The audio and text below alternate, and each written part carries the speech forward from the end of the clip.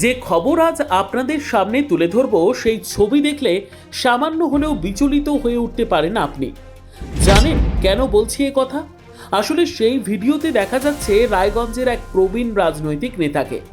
না, আর কথা নয়, চলুন আগে দেখে নিই সেই ভাইরাল হওয়া ভিডিওটি।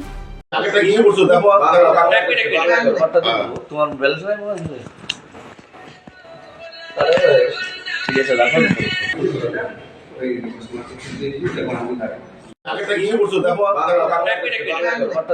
তোমার ব্যালেন্স নাই মনে হয়? ঠিক আছে রাখো। একটাই তো। আচ্ছা, কি দেখলেন আপনারা সেই ভিডিওতে? একটি টেবিল যেখানে বিপুল পরিমাণ টাকা গোনার কাজ চলছে, আর সেই ঘরেই দূরে বসে রয়েছেন এক প্রবীণ রাজনৈতিক ব্যক্তিত্ব। অনেকেই হয়তো তাকে চিনতেও পেরেছেন। কি তাই তো? হ্যাঁ, ঠিকই ধরেছেন।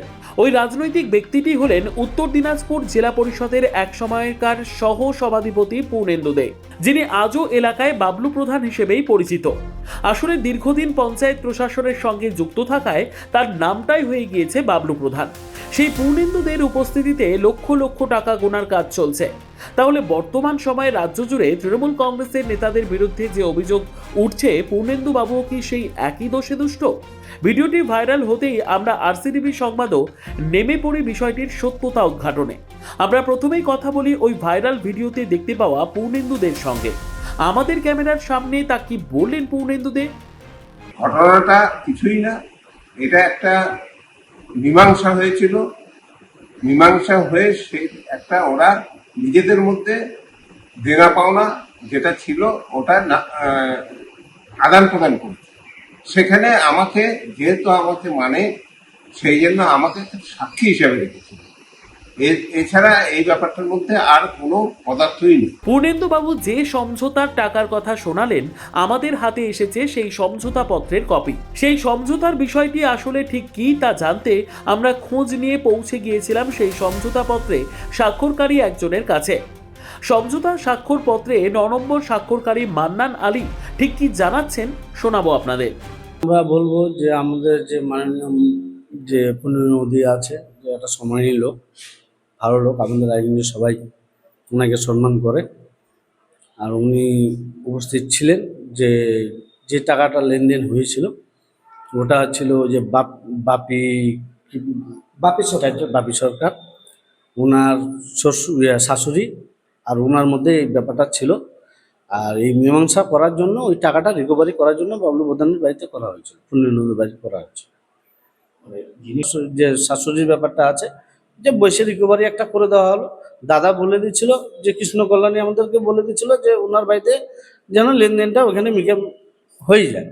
তো ওই জিনিসটাই হয়েছে, এখানে কোনো টাকা পয়সা খাওয়ার কোনো ব্যাপার নেই, যে কেউ 2 টাকা খেয়েছে বা কোনো কিছু করছে, ওটা কোনো ব্যাপার নেই। এটা ভুল কোনো ব্যাপার নেই, এখানে কোনো সরকারি টাকার কোনো ব্যাপার নেই। সমঝোতা পত্রের বয়ান অনুযায়ী এই টাকা যিনি নিয়েছিলেন সেই মালা দাস, এবং যিনি এই অর্থ দিয়েছিলেন সেই অভিজিৎ সরকার ওরফে বাপির শাশুড়ি। তার সন্ধান শুরু করলে আমরা জানতে পারি বর্তমানে মালা দাস রয়েছেন শিলিগুড়িতে তার অপর মেয়ের বাড়িতে। কিন্তু পূর্ণেন্দু দেকে যে অর্থ গোনার স্থানে দেখা যাচ্ছে, সেই টাকা যে আসলে মালা দাসকে দিচ্ছিলেন অভিজিৎ সরকার ওরফে বাপি, তা কতটা সঠিক তা জানতে আমরা মালা দাসের সঙ্গে যোগাযোগ করতে না পারলেও সন্ধান পেয়েছিলাম মালা দাসের ভাসুরের ছেলে বিশ্বজিৎ দাসের। এই ভাইরাল হওয়া ভিডিওর আসল সত্যতা কি জানালেন বিশ্বজিৎ দাস। তাহলে চলুন শুনে নেওয়া যাক কি সেই আসল সত্য। অভিজিৎ সরকার ডাকনাম বাপির, সে আমার বোন জামাই, এবং 2007 সালে আমার বোন তার বাড়ি বাংলাদেশে নিয়ে যেয়ে সেখানে মেরে দিয়েছিল। সেদিন বল্লাকালী পূজা ছিল। তারপর থেকে সে 13-14 বছর আর আসেনি।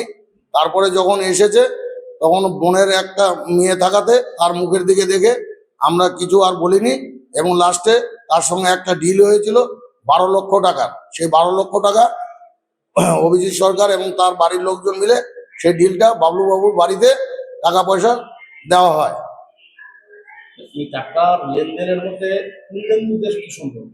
পূর্ণেন্দুদের ওনার মানে উনি গ্রামের হিসাবে মধ্যস্থতা করে দিয়েছে। উনি সাক্ষী রেখেছে যে টাকাটা আমাদেরকে যে দিচ্ছে সেই সাক্ষী হিসাবে উনি ছিল। যেহেতু উনি গ্রামের একজন মান্যগণ্য ব্যক্তি, আমাদের জন্মের পর থেকেই তো ওনার ছত্রছায়ায় আমরা দেখে এসেছি, উনি তো এ ধরনের লোক না, উনি জেনুইন লোক বলে তার বাড়িতেই সেই টাকা ডিলিং এর ফেসলাটা হয়। মানে যে 10 লাখ টাকা নেওয়ার গল্প একটা ভাইরাল হয়েছে ছবি, তার সঙ্গে পূর্ণদের কোনো সম্পর্ক না, সেই টাকার ওই যে ভাইরাল হয়েছে সেটার সঙ্গে পূর্ণদের কোনো সম্পর্ক নাই। তাহলে টাকাটা নিয়েছে কে? টাকাটা নিয়েছে আমার কাকিমা, তার নাম? তার নাম মালা দাস। গোটা বিষয় নিয়ে কি বললেন প্রশান্ত দে? মালা দাসের বক্তব্য যে আমার মেয়েকে ওখানে বাপি সরকার, ভালো নাম অভিজিৎ সরকার, সে গলায় দড়ি দিয়ে ওকে ঝুলিয়ে মেরে ফেলছে। এটা একটা অভিযোগ ছিল পরিবারের পক্ষ থেকে। দীর্ঘ 12 বছর ধরে কিন্তু বাপি সরকার ইন্ডিয়াতে আসেনি। সে বাংলাদেশে দিনাজপুরে একটা মেয়েকে আবার বিয়ে করে, ওইখানে একটা ওর পুত্র সন্তান হয়। তারপরে সে 12 বছর পরে যে ওনার শাশুড়ি যে বাইরেটা পাহারা দিচ্ছিলেন, ওনার মেয়ে মারা গেছে, ওনার স্বামী মারা গেছে, ওনারা বলছে তা আমরা এখানে থাকবো না, আমরা ছোটো মেয়ের ওখানে শিলিগুড়িতে চলে যাব। তারপরে ওনারাই কন্ট্যাক্ট করে আমাদের প্রাক্তন বিধায়ক শ্রী কৃষ্ণ কল্যাণী মহাশয় ওখানে দুপক্ষ মিলে একটা বসে, সেখানে আমাদেরকে ডাকে, আমরা যাই। যাওয়ার পরে ওখানে দুপক্ষ মিলে বেশে 10 লক্ষ টাকা এরা একটা কম্প্রোমাইজ করে। তখন বিধায়ক সাহেব বলেছিল যে কাকু এই যে টাকাটা সেটা আপনাকে দিবে, আপনি ওদের হ্যান্ড ওভার করে দিয়ে একটা লিখিত করে রাখবেন। সেই টাকাটাই ওনারা ম্যানেজ করে বাপি সরকার তার শাশুড়ি মা মালা সরকারকে সেই টাকাটা দিয়েছে। এইটাই যেহেতু বাপি সরকার 4 তারিখে, তারপরে বাপি সরকার পাসপোর্ট করে ইন্ডিয়াতে আসে, আর কিন্তু পাসপোর্ট করে যায়নি, ইন্ডিয়াতে বর্তমানে আছে। 4 থেকে যখন রেজাল্ট বেরোয় তখন এখানে একটা ছেলে আছে, লোকাল ছেলে রঞ্জন বর্মন, তাতে মাথায় আঘাত করে 7টা স্টিচ পড়ে, আরও কয়েকজন তার সাথে ছিল। ও একটা এফআইআর করে। ওই কেসের জন্যই এই এত বড় একটা ঘটনা ঘটছে, যে প্রেশার দিচ্ছে যে কেসটা তুলে সব সমস্যা মিটে যাবে। কিন্তু ওই টাকার সঙ্গে আমাদের সরকারি টাকা নেওয়ার তছরূপ টোটালটাই ভিত্তিহীন, মিথ্যা কথা। আরসিটিভি সংবাদ সর্বদা সত্যের সন্ধানে অবিচল। যে কোনো খবরের সত্যাসত্য তুলে ধরাই আমাদের একমাত্র লক্ষ্য। সেই লক্ষ্যেই আপনাদের সামনে রাখলাম ভাইরাল হওয়া এক ভিডিওর সত্যতা। শুধুমাত্র সংবাদ পরিবেশনা নয়, যে কোনো ঘটনার ফ্যাক্ট ফাইন্ডিং করেই তা তুলে ধরে আরসিটিভি সংবাদ।